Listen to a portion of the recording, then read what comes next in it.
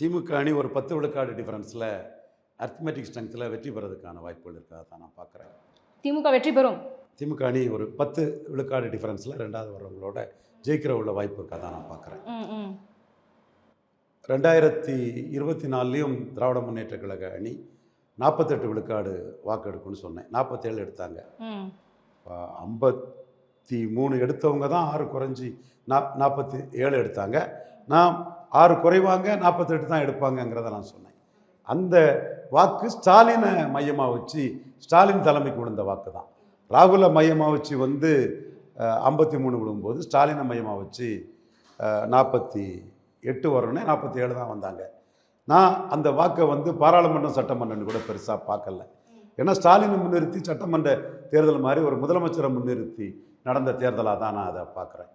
இந்த வகையில் ஜெயலலிதாவை முன்னிறுத்தி 45 விழுக்காடு சட்டமன்றத்தில் எடுத்தவங்க மக்களவையில் எடுத்தவங்க சட்டமன்றத்தில் 41 எடுத்தாங்க. ஒரு 4 விழுக்காடு குறைஞ்சாங்க. அப்போ ஜெயலலிதா 144 போட்டு பணம் கொடுத்தாங்க. ஸ்டாலின் அப்படியெல்லாம் பண்ணலை. அப்படி இருக்கும்போது என்னோட கணக்குப்படி இந்த 47 விழுக்காடுங்கிறது அட் எனி காஸ்ட்டு டிஎம்கே அணி 45 விழுக்காடு நெருங்கிடுவாங்கங்கிற ஒரு கணிப்பை நான் பண்ணுறேன். நான் லாஜிக்கலாக தான் பண்ணுறேன். ஓகே, கண்டிப்பாக. ஸோ எதிரணி எடப்பாடி பழனிசாமி தலைமையிலான அணி 20. அது அவர் தலைமைக்கு விழுந்தது. ரெட்டலையும் இருந்தாலும் கூட அவருக்கு தான், அவர் தான் அதிமுக, அவர் தலைமைக்கான ஓட்டு. நம்ம மாற்றி மறித்து பேசக்கூடாது. எலெக்ஷனுக்கு முன்னே ஒன்று, எலெக்ஷனுக்கு புற ஒன்றுலாம் நம்ம பேசுகிறது நியாயம் இல்லை. ரெட்டலை தான் பெரிய சின்னம்னா ஏன் அது திருநெல்வேலியில் 8 விழுக்காடு போய் டெபாசிட் இழக்குது, ராமநாதத்தில் 9 விழுக்காடு போய் டெபாசிட் இழக்குது, தேனியில் 13 விழுக்காடு போய் ஏன் டெபாசிட் இழக்குது, மதுரையில் ஏன் 3வது போகுது?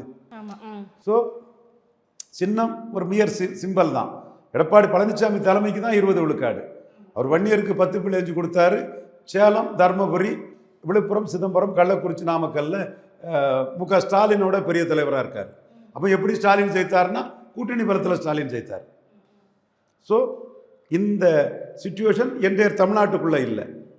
ஸோ என்னோட பார்வை எடப்பாடி பழனிசாமியால் அவருக்கு 20, தேமுதிக இல்லை 2.7, என்டிஏ ஓட்டு 11.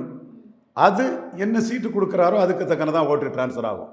என் தம்பி பாண்டே சொல்கிற மாதிரி 30 சீட்டு கொடுத்தாருன்னா அது 3-4 விழுக்காடு ஓட்டு தான் டிரான்ஸ்ஃபர் ஆகும். அதில் இந்த நாடார்கள் பண்ண ஏமாளியா பாண்டே சொல்லுவான், நம்ம கட்சிக்கு நம்ம ஓட்டுக்கு பாண்டையா அதாரிட்டி, யார் அவன் நம்ம ஓட்டுக்கு அதாரிட்டின்னு இந்த நாடார்கள் காமராஜ் பேரை சொல்கிற ஒரே குட்டையில் ஊரிய மட்டைகள்னு சொல்லக்கூடிய அதிமுக ஊழலை, கொடநாடு கொலையை பற்றி பேசக்கூடிய எடப்பாடிக்கு எதிராக